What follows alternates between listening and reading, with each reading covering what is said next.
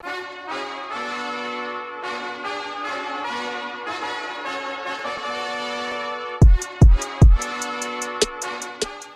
to 2Cents FC. I'm your host, Amobi Okugo, back again with my guy, L. Each week, we'll be talking with individuals from around the soccer world, learning about their stories and getting their unfiltered thoughts and opinions.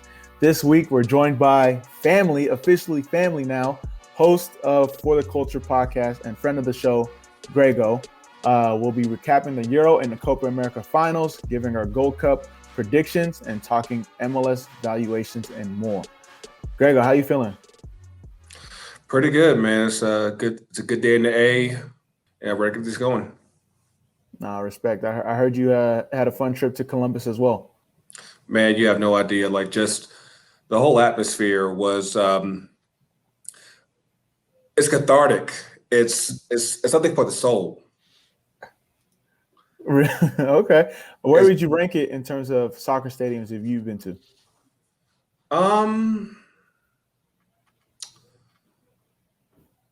Honestly, because like what we have here in Atlanta is so different from what they have up there. I'll put it in terms of soccer stadiums. This has got to be like at or near the top. Okay. Fair enough. Yeah, I'm excited because when I see L, y'all was rocking out. I asked L, I was like, where does he rank it? He was like, you know, he didn't want to be biased, but he put it up top. For me personally, I recently went to Austin FC Stadium, and I was like, yo, this is top 5. Ooh. So I know L's coming out to like Austin that, like at some point. Just a little bit. I've seen that on TV. Yeah, there's like not a bad seat in the stadium. Yeah, that's tough. So, you know, maybe 2 Cents FC gonna do like a stadium tour, little video vlog series at some point. Hey, it's an idea. Hey, that needs to be the move. Yeah, we just need to find a nice sponsor to sponsor the travel. Right. Away. If you listening, anyone at Away, Southwest, Delta. Yes. Yes. Let's make that tap inward. Make that shake. But L, let's get right into it. I know this is gonna be a different show today. We got a lot to talk about. But yeah, let's get right into it. All right, let's jump right into it. We're going to do a nice news roundtable episode for you guys. Got a lot to unpack. Past couple of weeks have been crazy for soccer or world football, however you want to put it. First up, we'll talk about the Euro. So England did not bring it home, as they said they would. They were at home the whole time. Right, and they still couldn't bring it home. So they lost in the Euro final to Italy on penalty kicks with misses from Rashford, Sancho, who are arguably cold. And then Bukayo Saka, star boy, who has never taken a professional penalty kick for Arsenal or England. So with all that said, I want to get you guys' thoughts on Southgate's managerial decisions, because clearly it all comes down to the manager for putting these 3 men in this position. So what are y'all thoughts on that? Greggo, I'll let you rock out first. Okay. But Southgate got this all wrong. That's the longest short of it. Now, I look at it like this. One of our girls from Shea Butter FC was talking about how the first and second best PK taker should be your first and fifth. Yep. I don't see how Saka was the second best. I just don't. Between you have Rashford, Grealish, Sterling, like you have other options you can go with, and you didn't. Not to mention you have Sancho and Rashford that weren't in the game at all. And came in very, very, very, very, very cold. Mm-hmm. Like they didn't even get a touch. I would have picked maybe like one, but not both. Yeah.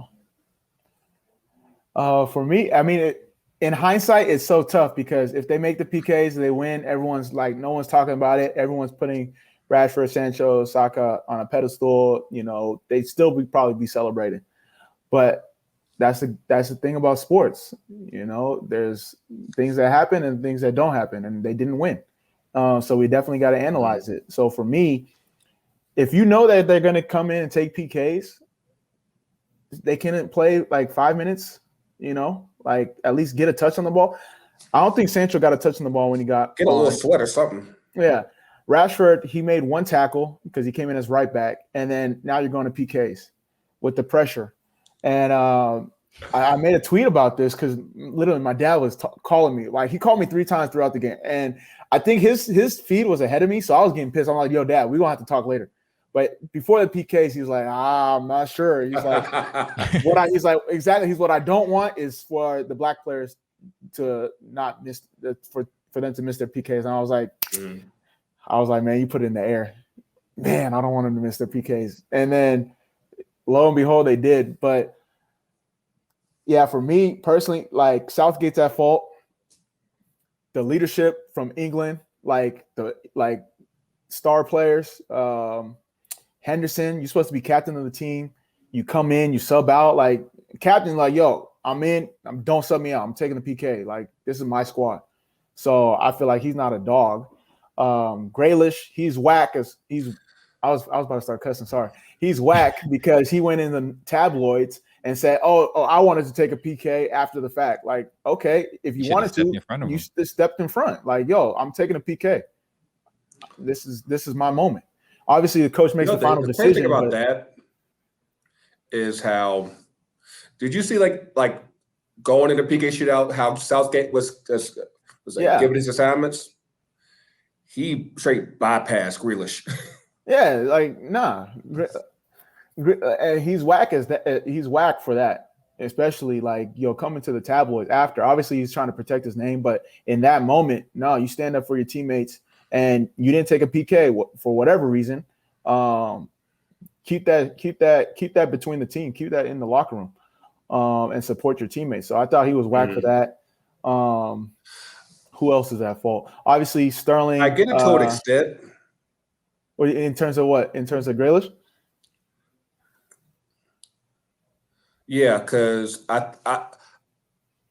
think what he was trying to do was try to put some of the heat off of Rashford, Sancho, and Saka.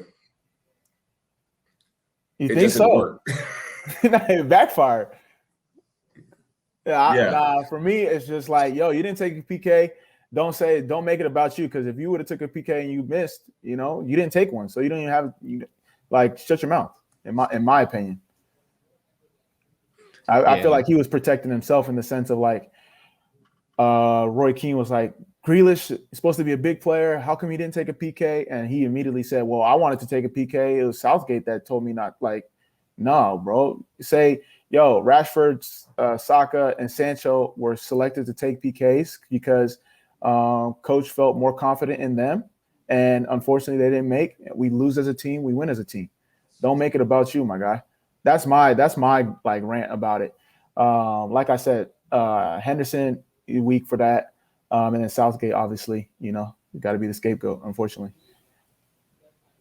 Yeah, I don't get it either. You bring in 2 players who barely played the entire tournament to take PKs in the final. Like, come on, bro. Like, seriously, that whole energy was just bad. Yeah. Like, people are already making a big deal about Sancho not playing. Mm-hmm. And then you finally use him, and he has had a chance to play. Probably had a chance to warm up, and you just say, "Hey, go ahead, take a PK, win us a championship." Yeah, exactly. And a lot of coaches do that. It's not just this situation. Like, they won't. Obviously, everyone has their role within a team. Yeah. And a role within a tournament, but there's a lot of coaches that will like try to figure out every other way than to give the player that maybe deserves an opportunity a chance. And then once they're like in the fire, like, oh, here, take your chance. This is your chance. Make it happen. Do it. And it's like, whoa, what you talking about, man? Yeah.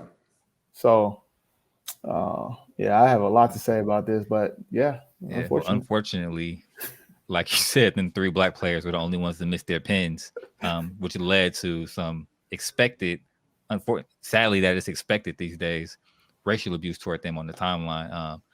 But it looks like there was a conscious effort, to combat the abuse this time. So like, fans, even like the FAs and stuff came out, tried to get in front of it and tried to, openly wrap their arms around these 3 men. So I want to get you guys' thoughts on how you think these situations were handled by both the media and the fans. I'll let you go first. No, I think we as a society came together and like kind of understood the moment. So we kind of put out the fire before. And I definitely think the media and the FA and the organizations, they definitely did a good job around it. Brought light to the situation, made it, not right, for the people that, were bold enough to speak out, behind screen names and fake profiles and different things like that. We kind of shut that down. And I think let it not just be for this moment, but like throughout, moving forward, because a lot of pressure is at stake, and obviously when it comes to social media, jokes are going to fly. That's just how it is. But there's a line that never needs to be crossed when it comes to, racism and feminism and all these different isms that, we hope to highlight and, treat fairly. How can I put this? What was funny about this whole thing was that a lot of people who were suddenly trying to support the player were people who were last year was like, nah, trying to minimize Black Lives Matter, the kneeling, trying to say that this is bad, but now trying to just do a whole babyface turn and say, oh no, we got to support these guys. Keep that same energy. Keep that same. Yeah. We're going to have to start keeping receipts too, because people think we forget, if we're being honest. There was 1 p.m. Well, I don't know how to let an officers go in England, but there was one that got straight called out, like Pretty Patel. I think yeah. I think my boy Ethan. The receipts were there. Yeah, I think my boy Ethan called him out on Twitter actually. Yeah. Like it was right there right away. Unbelievable. And obviously, people can change, but I feel like you said, people are like try to do babyface switches to fit the moment, and it's not authentic. Like people can read through that, and like we're smart enough to know, like, all right, maybe you did genuinely change, or maybe you actually took some time to like have some empathy and show. But if you're just doing it for a moment, let me just post a black square because everyone else is doing it. Let me just do this. Like, nah, sit down somewhere. Just doing it for the clout. Exactly. I think one positive we can pull out of this is, I think I read somewhere that 4 of the abusers were arrested. So somehow they tracked somebody down and, made an example of them. So I don't know how much that's going to change it in the future, but, it's a step. I think it's a step towards, letting people know that, this isn't something that'll be tolerated, especially since we could track your ass down and track your IP address or whatever and find you. So, think before you, think before you got Twitter fingers, you know what I'm saying?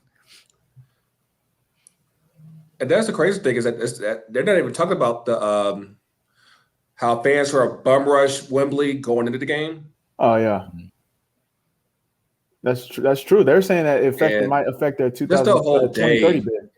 They're saying that might affect their 2030 bid. Like England went full England. They went full hooligan on them.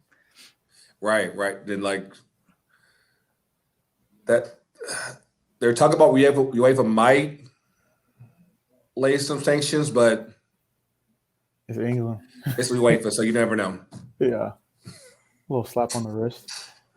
One question I got. So what do you guys think? Obviously, England, World Cup World Cup semis, Euro final, 2022 is right around the corner. What do you think? You think they use this as motivation, or you think obviously anything can happen in a tournament, but you have them as favorites? One of the favorites? No. I mean, there was no South American teams in that tournament. You know what I'm saying? I'll put it like this. I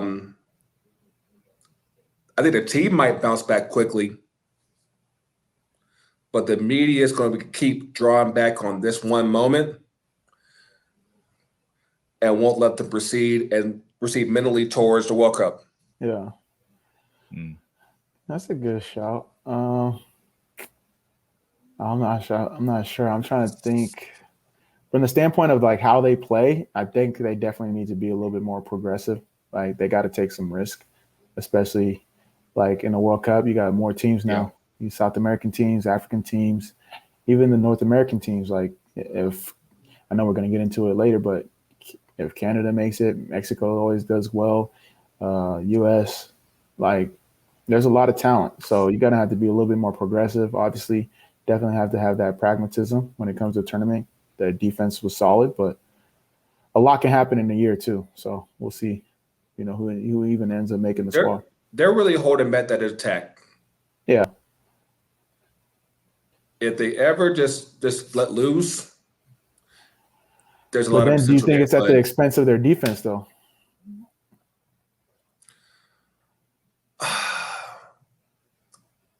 I like Phillips. I'm sorry,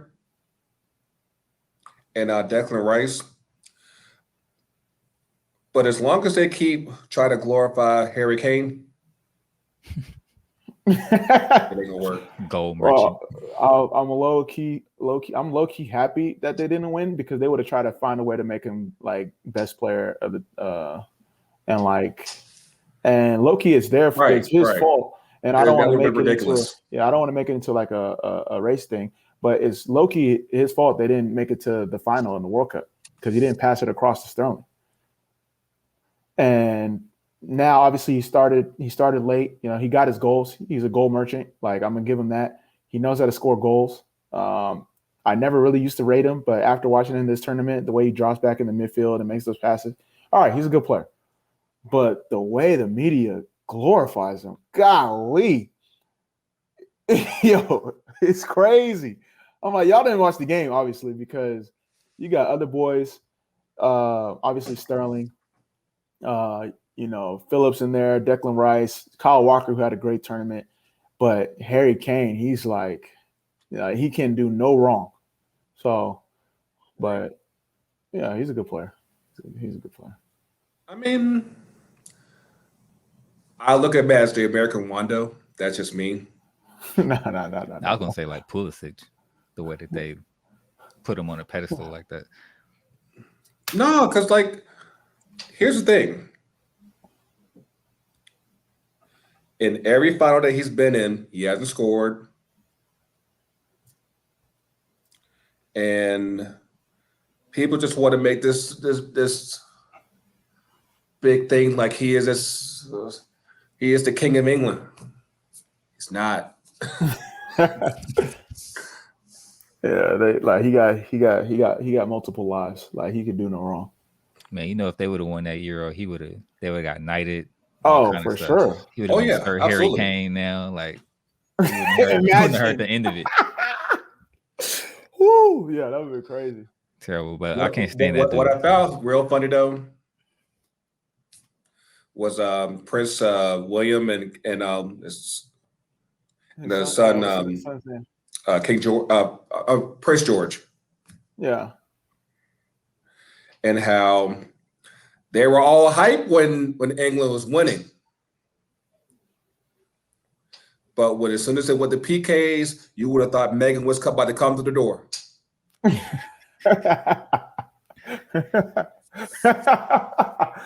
Oh my goodness! They knew. PKs is not something anyone wants to go through. And then obviously it's like the odds are for you, but the odds are against you too. At Wembley, PKs, it's just don't leave it up to chance. So I'm sure that's why they were nervous. I would imagine to be like in that owner's box.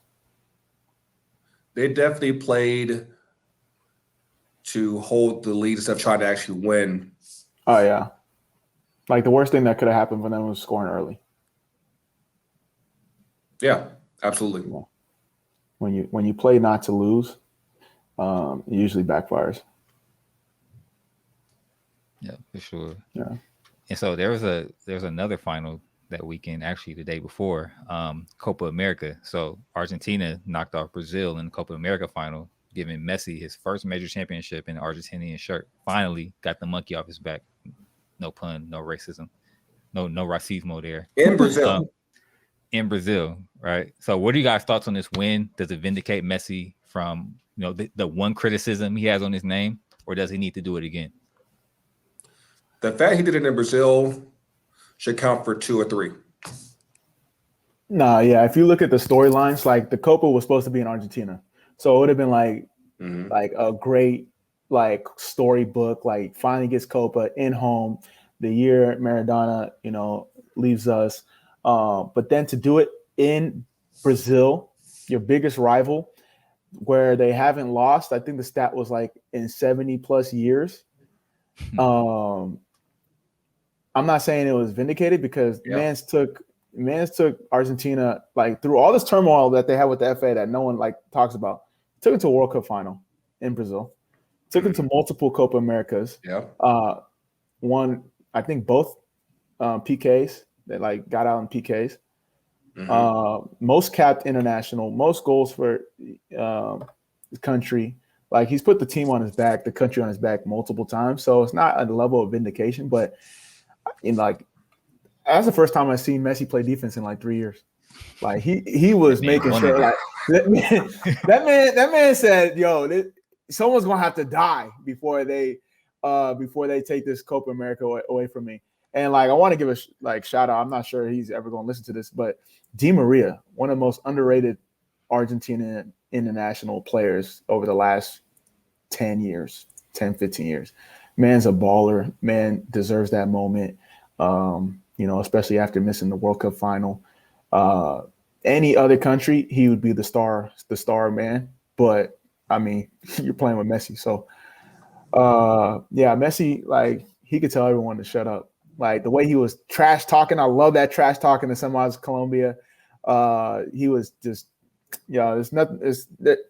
If you're having an argument with somebody and they don't have Messi as number one or maybe two, if they have to give a very valid case, just leave the conversation. It's not even worth it. And then right now, sorry, I'm going on a rant right now. Neymar and Messi, 2 best players in the world currently, right now.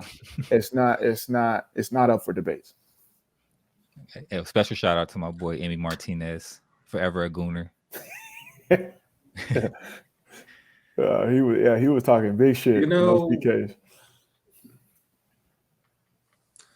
The funny thing there is that how Barcelona had a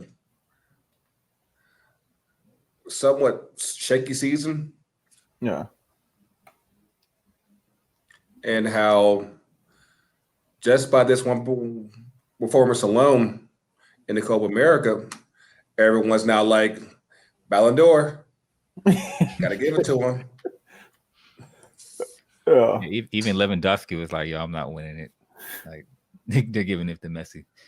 Yeah, and I feel bad because they should have just gave that to Lewandowski last year, and they changed up the whole ruling. They owe him one. Yeah, they owe him one for sure. Yeah. So you mentioned Neymar, with some epic producing of the show.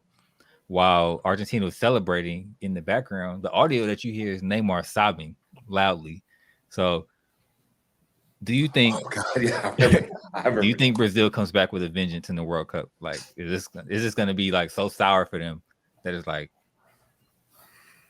hell to pay when the World Cup comes around next year? Yeah, that Brazil team is so stacked. I'm so excited for the World Cup. Yeah, they're gonna come with the vengeance. I think they need to they need a couple more pieces, which they probably will get, because Brazil has a factory of talent. But yeah, I think they're gonna come with a vengeance. And before that game, they hadn't lost in like 20-some games. Yeah, they're gonna come with the vengeance for sure. Greggo, what you think? I like their chance, but I don't see it yet. I just don't. I think they still need some help up front. Exactly. And I still feel like they don't have that playmaker, that true 10, not Neymar on the right, but a true central playmaker. When that happens, move got Neymar something. inside and just put like Vinicius on the left or something, or the right. It's always so balanced when you have Neymar out wide and everyone kind of defers to him. They need someone in the middle, and then they need someone behind that striker. Once they have that, yeah, because especially with who was it? Casemiro behind him. he's cleaning up everything. Yeah, they're almost there. Yeah, that's a good point, because if you look at past Brazil teams, or like when they were like, you had Dinho and Kaká, or you had, obviously Rivaldo and Ronaldo. So you couldn't just pinpoint one person. You had to account for multiple people. Yeah, so I like that point. Should be interesting. It used to be Coutinho, but I don't know where he's at right now. So many players have cashed out to China that it messed up what this team could have been. Because, like, you remember, like, guys like Ramirez, Oscar, Pato, they should still be playing right now. Yeah. Oh, true. I forgot about Oscar. That's a Chelsea legend right there. Right. Why And isn't they just disappeared. Why isn't our boy Marcelo getting looks anymore? Probably age. Yeah, he's a little But at older. the same time, you still got it. Thiago. So I feel like both at Real and Brazil, Marcelo getting nearly enough love. Yeah. Real Madrid, they got Mendy. He should have been on the French squad. He's next up. So obviously they're gonna have like a rotation, but Brazil squad, even from experience alone, you gotta have Marcelo. I think there's a spot for him in that squad. Especially if you look at the goal that they gave up in the final. Left back kind of made a mistake, if you want to be nitpicky. So but if you look at the roster, the age, like they got some young guys outside of like Neymar, Thiago, Firmino. And their squad's young, so it's gonna be interesting. Yeah, they got a lot of young heat coming up. But let's jump up to North America, North Central America, Caribbean, however you want to call it, with the Gold Cup. So Gold Cup's underway. Still in the group stages. But I want to get you guys' favorite to win. So 1, your favorite, and then 2, the sleeper team to look out for. I think it's Mexico to lose. You have to take to consideration that they lost Nations League, so they need to bounce back. They called a pretty strong roster here. So I think that for them to bounce back and going into qualifiers, they need this. No, I agree. I think it's Mexico's to lose. Obviously, they're dealing with a couple injuries that happened already. But with their squad, and even though it's the games are in the States, Mexican fans show out. So I think it's theirs to lose. Obviously, Jamaica has recently done well in past Gold Cups. If Davis was on Canada's squad, I know he got injured. I would have went to Vegas and put money on them. My sleeper pick though is El Salvador. I think they got some pieces on that team. They got some boys from MLS that have come and identified with their El Salvadorian roots. Roldan's younger brother Alex. They got Eric Zavaleta, and for the longest time I was trying to figure out how he was from El Salvador. But yeah, those are some pieces that they've added, and I think they got a good coach, Hugo Perez. They're doing some good things. So I'm excited to see Copa de Oro, as me and my friends like to joke, Gold Cup. As far as the sleeper go, Jamaica always seems to do well in the Gold Cup. Mm-hmm. So I'm leaning them. And just given how Haiti played in their first game, they're one that you would at least want to watch. Yeah. No, that's true. I'm gonna throw a weird one in for Qatar. Like, they a national team for hire, essentially. You know what I'm saying? Yeah, like basically. none of those people are nationalized there. They're giving out citizenship for the sake of sports. on every level of sports, you know what I'm saying? Yeah. So, and they actually look decent against who did they play this last game? Panama. Yeah, they look good, man. So I'm gonna throw a sleeper, a dark horse in there for Qatar. I like that. All I'm gonna say is, I bet you 90% their first language is Portuguese. Oh, for sure. For sure. The only like when it comes to players that will play anywhere, it goes Nigerian players second, Brazilian players first. They will play anywhere in the world. No problem. So, yeah. There's some pitfalls to that. Yeah. But, yeah. Oh, that was funny. Especially in Qatar, you might be trying to get stuck out there. But that's neither here nor there. Yeah. All right, so the Gold Cup should be interesting. Nobody said the United States. Obviously, we sent our B team up there. But let me say this real quick. I like this team. There's some guys that probably should feature going and qualify, but this is not their time. Yeah, I mean, I wanted to say them, and they have a lot of people on their roster that I'm excited about, but very much so. Berhalter's not playing them. So, like, I've seen Jackson Ewell. Like, no disrespect to my guy, he's not. He's Will Trapp. He's Perry Kitchen. Like, we know those type of players. I need to see Busio get in there. And there's no disrespect because, like, he plays at the professional level, so he's good. But at this international level, it's another. You know, you need something. You need that. You can't put your name on it, but you need that dog. You need that instinct, and he's cool. He'll pass left to right. He'll pass up and back. He'll make the diagonal switch, but nah. So, and I'm not just trying to call him out, but I feel like there's more people in the roster that Berhalter, hopefully, as the tournament progresses, he'll start incorporating them.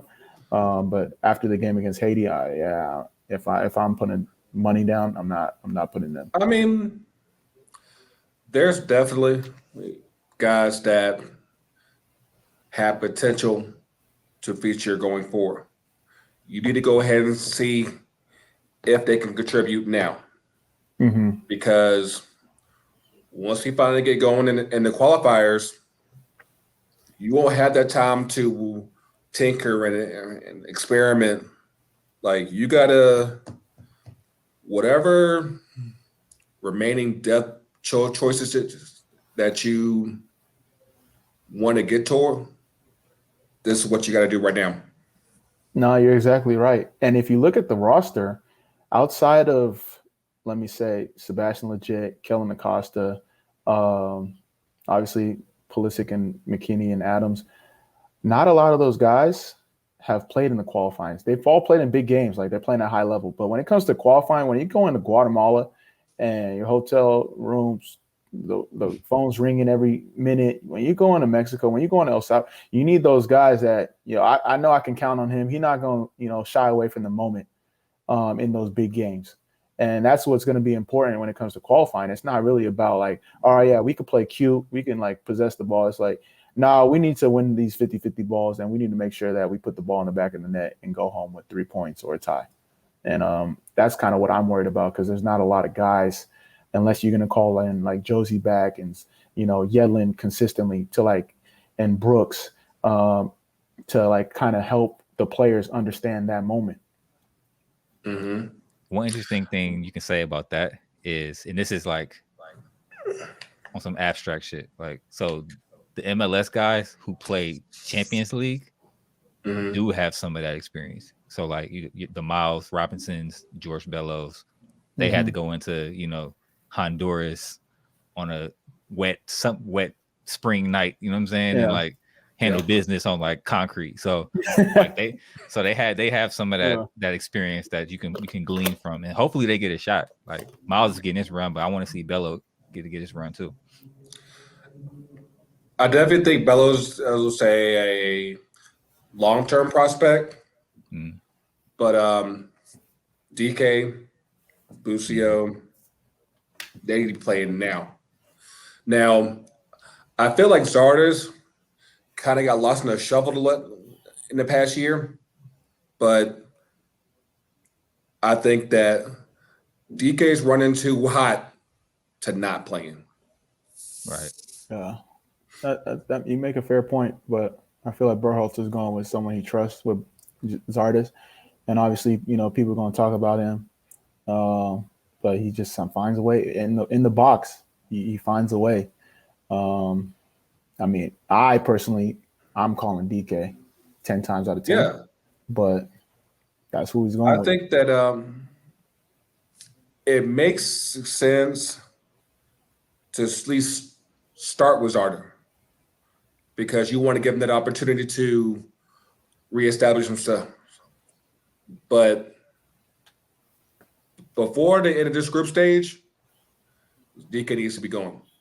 Yeah, that's true. Yeah, no, you're right. It's gonna be interesting.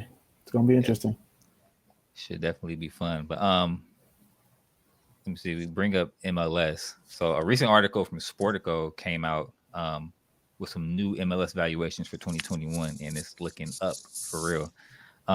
So LAFC at the top spot now. So let me run down the list.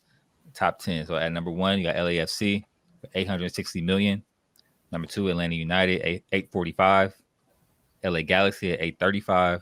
Seattle Sounders at $705. New York City FC at $655. Toronto at $650. Portland Timbers $635. DC United $630. Austin FC $575. And then Sporting Kansas City at $550. And so the recent sales of the Houston Dynamo and Orlando City were each around about $400 million. So that definitely helped push the valuations up. Houston sold at a 13 times revenue, and Orlando sold at about 10 times revenue. So as of right now, the average MLS franchise is worth more than every Premier League team outside of the Big Six. Like, so think about that. Like, Sporting Kansas City is worth more than like Everton. You know what I'm saying? So what are you guys' thoughts on these numbers? Is it good or bad for the growth of the league? It's good for them.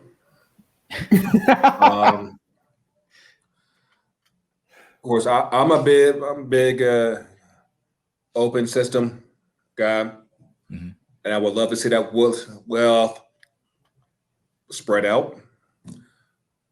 But just looking at it directly, it's good. They have made this system work for them. Yeah. If you're an owner, you're happy. I think they're overvalued. To be honest, like, I'll be interested to see where Charlotte lines up. I know they were bought for like $350, so to see the value with that franchise, I'm not sure if they were included. I mean, if Austin's already at 5, $575. They gotta be probably 6. You think But it's so? so weird Yeah. because He owns the Panthers too, or so right. it's like how much of that crosses over. I can get it for the Atlantas, the LAs, the New Yorks, maybe. But Colorado, maybe Nashville. I have a hard time seeing. Yeah. Yeah, It's those are some interesting. of the least valuable teams in the league right now. I'd be curious to see how much Montreal and Vancouver. Surprised Miami wasn't in the top 10, to be honest. They keep fucking up. They got investors jumping ship left and right. Yeah. No pink, no green. Yeah. Yeah. It's, hopefully it like Greggo said. Hopefully it like transitions into like the growth of the game across the board and not just the top of the top. So I'm interested to see what these valuations mean, if more investors are going to come in, because if someone's looking at this, if I'm someone, I'm like, all right, I'll just go get a second division team in Europe and hopefully they get promoted, and then which is what some American investors are doing. Exactly, and obviously you got to watch out from that standpoint, because not every league is strong, but if you do it the right way, you're getting a way more bang for your buck. And I mean, I don't know.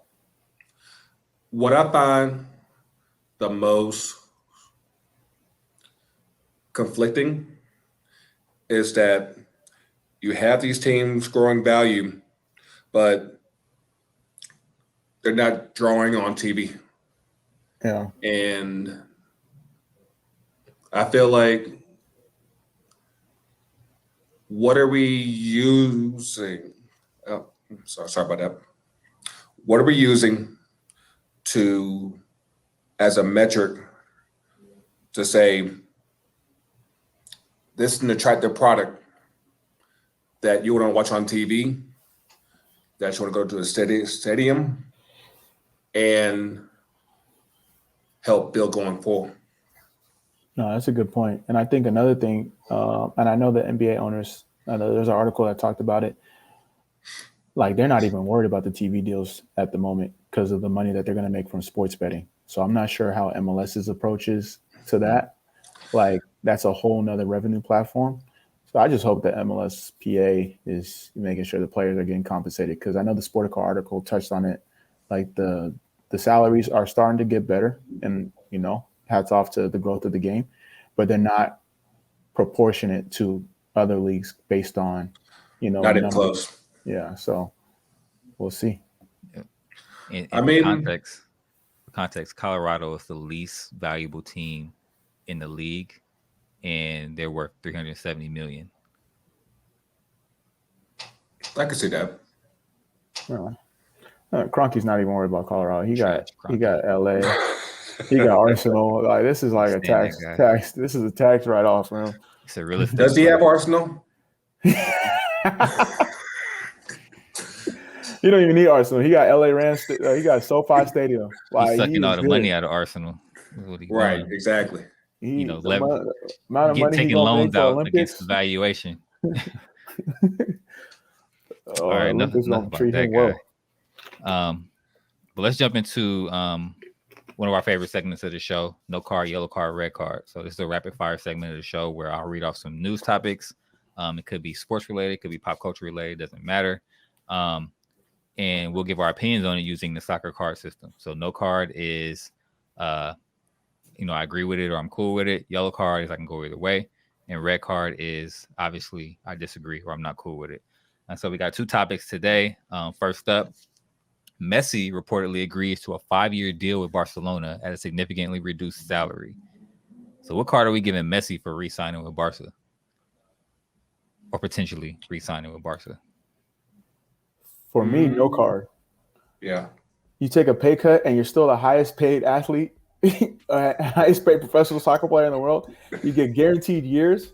I think, and he did a service to Barcelona too, because I don't think he's going to play out the whole 5 years of his contract. So wherever he goes, they're going to have to pay a transfer fee. Exactly. Which is like his all right, thank you. Thank you for your service. Appreciate y'all. I think all he needs is I think he wants to get that one more Champions League. If he can get one more, it's gonna be tough. But if they keep Pedri, if they get some pieces, I mean, they got Memphis in there now, boy. It could happen. I don't think it'll happen next year, but it'll happen. I think he'll get one more. And I mean, keep breaking records, keep playing. Like what more? Like what more does he need? I think he did him a huge favor going for the year, because everything up until the announcement was thinking like 2 years, 3 years, something like that.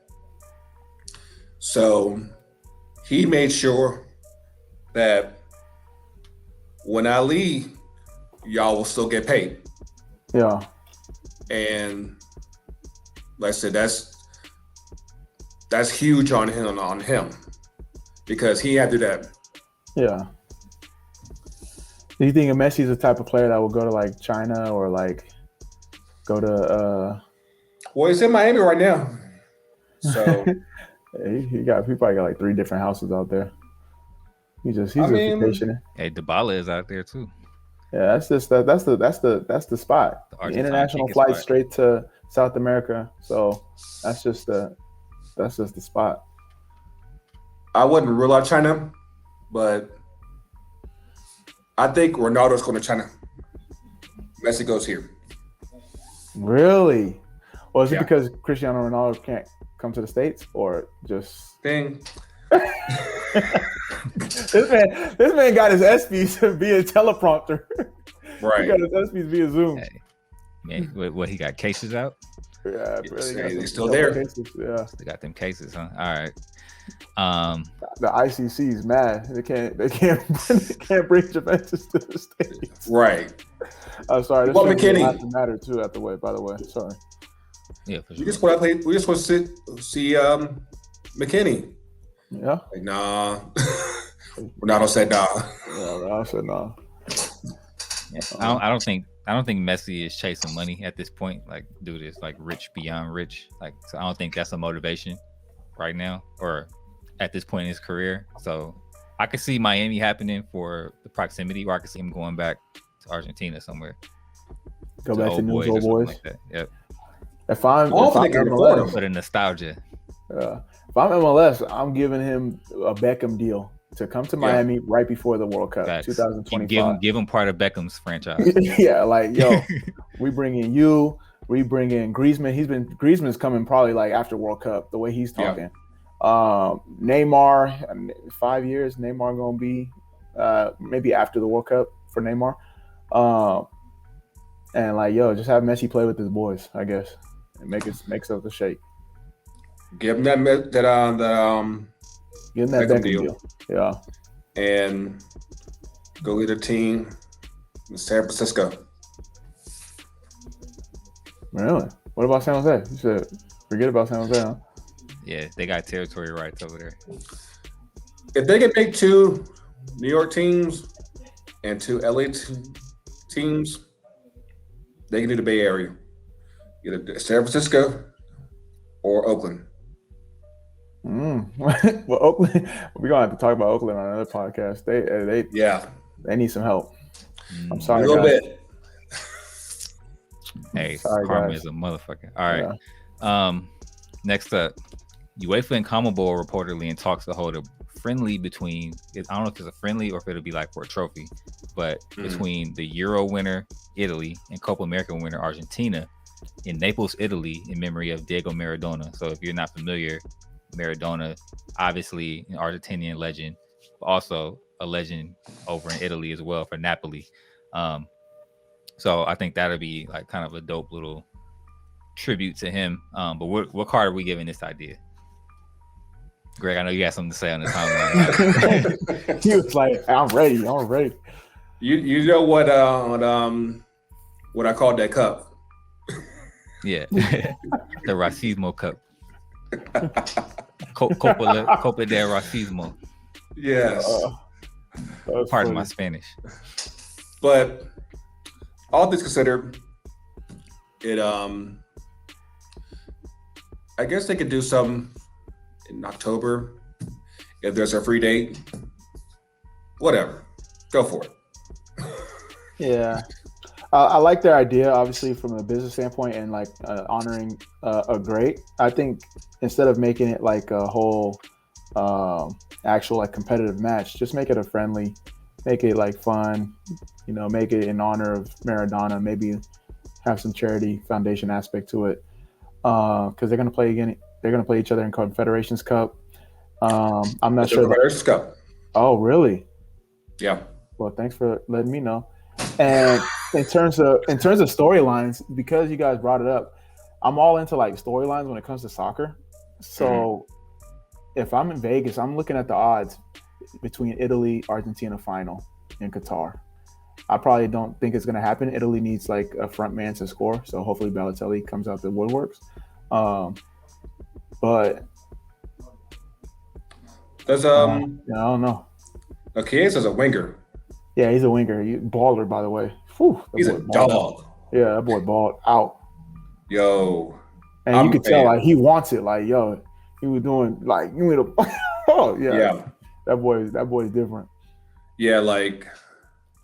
He's a dog. I fucks with him, big time. Yeah. All right. So what card are we giving this idea? Oh yeah, sorry, we didn't even get to give it. I'm gonna give it a yellow card. Yellow. Yeah, I'm giving it a yellow. Yeah. All right. Yeah, I think it could be dope. Do a little documentary around it or something like that. Yeah. Be dope. But yeah, so that's it for no card, yellow card, red card for this week. Over to you, Amobi. Yeah, that's our show for this week. Subscribe, rate, and review. It helps us get discovered. Follow us on all the socials at 2Cents FC. Check out our merch at 2centsports.shop. It helps support the show. And tweet us your comments on the show and any topics you want me or El to discuss. Once again, thank you so much, Greggo, for taking the time. This was a Newsweek episode. Yeah, so that's all we got. Yep. Make sure you follow FTC UTD for the culture. Buy their merch as well, ftcutd.myshopify.com. Tap in, support. That's a nice jersey. Oh, you like this? Hook that up. Yeah, L's jersey collection is top 3. I got. They sent me 2 of them, so I'm gonna throw one your way to give me a nice little Pele situation on the back. All right, we'll talk about that offline though. All right, till next week, y'all. Peace out. All right, catch y'all.